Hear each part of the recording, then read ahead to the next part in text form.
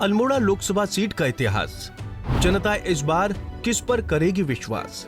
BJP ने अजय टम्टा को किया रिपीट, क्या कांग्रेस के प्रदीप टम्टा जीत पाएंगे सीट? लोकसभा के चुनावी समर का आगाज होते ही प्रत्याशी मैदान में उतर गए हैं। उत्तराखंड में बीजेपी ने जहां 5 सीटों पर प्रत्याशी मैदान में उतारकर चुनावी शंखनाद शुरू कर दिया है, तो वहीं कांग्रेस 2 सीटों पर अभी कश्मकश वाली स्थिति में है।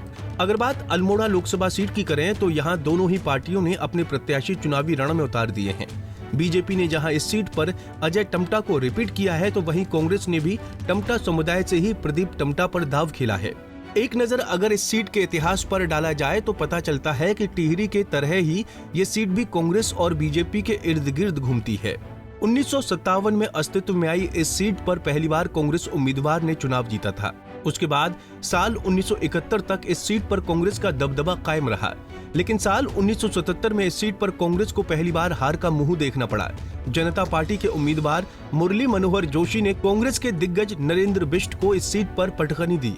वहीं इस सीट पर बीजेपी ने पहली बार 1991 में चुनाव जीता। इसके बाद बीजेपी ने यहां पीछे मुड़कर नहीं देखा।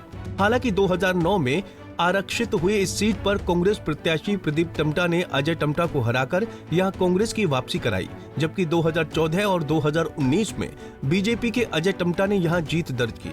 वहीं 2024 में एक बार फिर दोनों ही उम्मीदवार आमने सामने होंगे। ऐसे में कांटेदार मुकाबले के आसार जताए जा रहे हैं।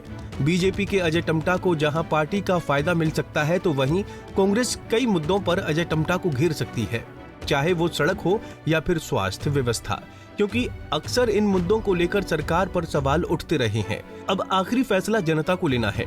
बहरहाल ये तो अब वक्त ही बताएगा कि जनता अजय को अजय बनाएगी या फिर प्रदीप को विजय।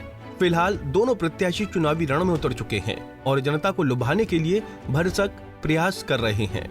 Bureau report, Punjab Kesari TV.